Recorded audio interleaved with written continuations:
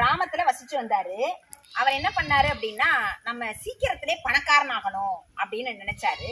அதனால பக்கத்து தோட்டத்துல உள்ள காய்கறி பழங்கள் இதை எல்லாத்தையும் என்ன பண்ணுவாரு அப்படின்னா, நைட்டோட நைட்டா திருடிட்டு அதை மூட்டையா கட்டி சந்தையில போய் வித்துருவார்.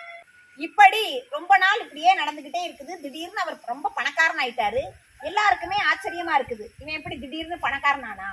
அது மாதிரி நிறைய தோட்டத்துல உள்ள பழங்கள் காய்கறிகள்லாம் காணாம போகுது, யாரு அப்படின்னு சந்தேகமாவே இருந்துச்சு. ஆனா இவனை கண்டுபிடிக்கவே முடியல.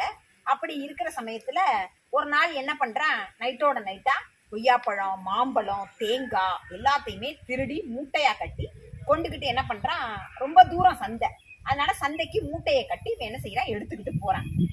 போற வழியில பார்த்தா அன்னைக்குன்னு சரியான மழைனால நிறைய பள்ளமா கிடந்துச்சு, மழைனால தண்ணியா கிடந்துச்சு. இந்த தண்ணி இருந்ததை பார்க்காம புளிக்குள்ள என்ன பண்ணிட்டான், அப்படியே வண்டியோட என்ன செஞ்சுட்டான், விழுந்துட்டான். விழுந்த உடனே எல்லா மூட்டையும் செதறி அவனுக்கும் காலில் அடிபட்டுச்சு, வண்டிக்கும் சேதமாயிடுச்சு. அவனுடைய காலில் அடிபட்ட உடனே மருத்துவர்கள்லாம் உள்ளூர்ல பார்க்க முடியாது அப்படின்னு சொல்லி அவனை பெரிய ஹாஸ்பிட்டல்ல போய் சேருங்க அப்படின்னு சொல்லி அனுப்பி விட்டாங்க. பார்த்தா அவனுடைய காலே சிதைஞ்சு போயிடுச்சு. இனிமே என்னது, செயற்கை கால் தான் பொருத்தணும் அப்படின்னு சொல்லிட்டாங்க. அப்ப இந்த கதையிலேருந்து உங்களுக்கு என்ன புரியுது?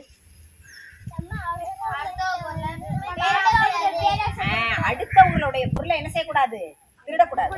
பிறருடைய பொருளை திருடக்கூடாது. பிறருடைய பொருளை திருடணும்னா என்ன ஆகும், நமக்கு நம்ம பெரிய பணக்காரலா வர்ற மாதிரி தெரியும், ஆனா அந்த பொருள் சீக்கிரமே நம்மை விட்டு போய்விடும், அழிந்து விடும். சரியா? பேராசை நஷ்டம். இதத்தான் திருவள்ளுவர் ஒரு அதிகாரத்துல சொல்லியிருக்காரு. அதிகாரம் கல்லாமை. கல்லாமை என்ற அதிகாரம் எத்தனாவது அதிகாரம்? அதிகாரம் 29 கல்லாமை. அதிகாரம் 29 கல்லாமை. குறள் எண் 283. அந்த குறளை சொல்லலாமா?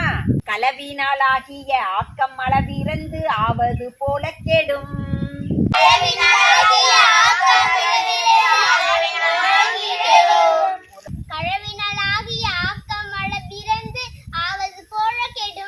சிறப்பு. இதற்கு என்ன பொருள்? திருடி நமக்கு கிடைக்கின்ற பொருளானது நம்ம கிட்ட சேர்வது போல தெரியும், ஆனால் சேர்வது போல அது என்ன பண்ணிவிடும், அழிந்து விடும். சரியா? களவினாலாகிய ஆக்கம் அளவிறந்து ஆவது போல கெடும்.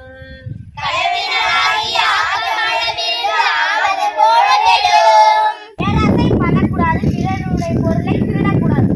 சிறப்பு.